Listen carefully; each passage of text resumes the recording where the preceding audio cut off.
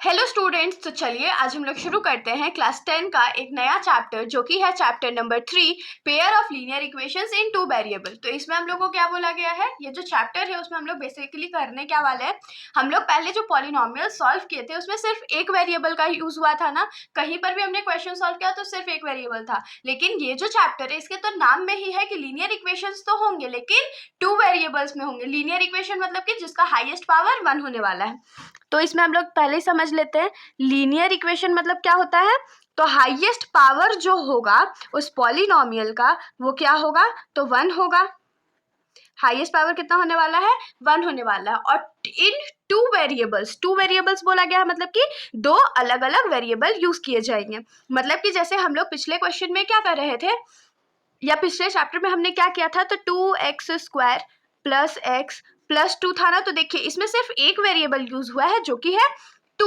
तो यहाँ पर तो सिर्फ एक वेरिएबल है, लेकिन अब हम लोग कैसे यूज करेंगे इसको, टू वेरिएबल्स में यूज करेंगे। जैसे कि x + y = 10। तो ये हमारा क्या हो जाएगा, linear equation in two variable. क्यों, क्योंकि देखिए सबसे पहले तो इसका जो हाईएस्ट पावर है वो 1 है और उसके बाद ये दो वेरिएबल यूज कर रहा है x और y। तो इसीलिए इसको हम लोग क्या बोलते हैं, pair of linear equations in two variables. तो क्वेश्चन सॉल्व करने से पहले तीन बहुत इंपॉर्टेंट चीज है जो हम लोग को जान लेना बहुत इंपॉर्टेंट है। तो अब वो है क्या, तो देखिए इसमें हम लोग पढ़ेंगे टाइप्स ऑफ लाइंस। तो लाइंस जो है वो बेसिकली 3 टाइप्स के होते हैं। कौन कौन से, तो इंटरसेक्टिंग लाइंस, पहला तो हमारा क्या होता है इंटरसेक्टिंग लाइंस। सेकेंड टाइप का लाइन हमारा होता है कोइंसिडेंट लाइन। और लास्ट हमारा होता है पैरेलल लाइन। तो अब आप लोगों के दिमाग में आ रहा होगा कि ये जो लाइन है इसका मतलब हुआ क्या। तो इंटरसेक्टिंग लाइन क्या होता है, मान लीजिए दो लाइन हम लोग ड्रॉ कर रहे हैं और वो कहीं एक जगह पे इंटरसेक्ट कर रहा है या एक दूसरे को कट कर रहा है। जैसे ये यहाँ पर कट कर रहा है, मान लीजिए इस पॉइंट का नाम O है, इस लाइन का जो हमारा नाम है वो AB है और मान लीजिए इस लाइन का नाम हमारा CD है। तो ये हमारा क्या हो जाएगा, इंटरसेक्टिंग लाइन हो जाएगा। क्यों, क्योंकि ये जो लाइन है वो एक दूसरे को इंटरसेक्ट कर रहे हैं। कोइंसिडेंट लाइन क्या होगा, जो एक के ऊपर एक लाई करते हैं। जैसे कि अगर हम लोग एग्जांपल में देख ले कोइंसिडेंस मतलब इसमें क्या होगा, एक के ऊपर एक। जैसे मान लीजिए एक हमारा लाइन है AB और इसी के ऊपर एक लाइन हम लोग और ड्रॉ कर देते हैं, मान लीजिए CD। तो क्या CD अलग से लाइन है, नहीं ना, CD AB के ऊपर ही लाई कर रहा है, इसीलिए हम लोग इसको क्या बोलेंगे, कोइंसिडेंट लाइन। और लास्ट में कौन सा टाइप का लाइन आता है, तो पैरेलल लाइन आता है। पैरेलल लाइन मतलब जो कभी भी मीट करने वाले नहीं है, आप लोग उसको कितना भी एक्सटेंड कर लो वो कभी भी मीट नहीं करेंगे। जैसे कि मान लीजिए ये हमारा लाइन है AB और दूसरा लाइन है CD। तो ये दोनों को आप लोग कितना भी एक्सटेंड करो, कितना भी एक्सटेंड करो, इधर से एक्सटेंड करो या इधर से एक्सटेंड करो, कभी भी ये दोनों आपस में एक दूसरे को इंटरसेक्ट नहीं करेंगे। तो होप सो कि किस टाइप के लाइन को हम लोग क्या बोलते हैं आप लोग को समझ में आ गया होगा। अब देखिए इन तीनों टाइप्स के जो लाइन है उनके लिए एक बेसिक चीज है जो कि हम लोग को जाननी है। तो सबसे पहले क्या है कि लाइन का तो इक्वेशन होता है ना, तो लाइन के इक्वेशन में इंटरसेक्टिंग लाइंस के लिए A1/A2 जो होगा वो कभी भी B1/B2 के बराबर नहीं होगा। मतलब कभी भी ये दोनों का रेशियो जो है वो इक्वल नहीं होगा। अब इसको सॉल्व कैसे करते हैं ये तो हम लोग अपनी नेक्स्ट वीडियो में देखेंगे।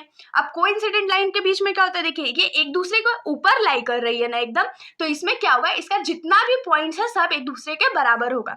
जैसे कि A1/A2 जो है वो B1/B2 के बराबर होगा और B1/B2 जो है वो C1/C2 के बराबर होगा। और पैरेलल लाइंस के केस में क्या होने वाला है, A1/A2 जो होगा वो B1/B2 के बराबर तो होगा लेकिन वो C1/C2 के बराबर बिल्कुल भी नहीं होगा। तो ये क्राइटेरिया है जो कि हम लोग पैरेलल लाइंस, कोइंसिडेंट लाइन और इंटरसेक्टिंग लाइन में फॉलो करने वाले हैं। अब इसमें एक चीज आप लोग और क्या ध्यान में ला सकते हो कि अगर आप लोगों से कहीं पूछ ले क्वेश्चन में कि इंटरसेक्टिंग लाइन का एग्जैक्टली कितना सॉल्यूशन होता है, सॉल्यूशन मतलब x और y का वैल्यू ऐसा क्या डाले कि आंसर हमारा 0 आ जाए, तो सिर्फ एक ऐसा, सिर्फ क्योंकि ये सिर्फ वन टाइम इंटरसेक्ट कर रहा है इसीलिए सिर्फ इसका एक सॉल्यूशन होगा। तो इसमें हम लोग क्या लिख सकते हैं कि इट हैज यूनिक सॉल्यूशन, मतलब इसका एक से ज्यादा सॉल्यूशन नहीं होने वाला है।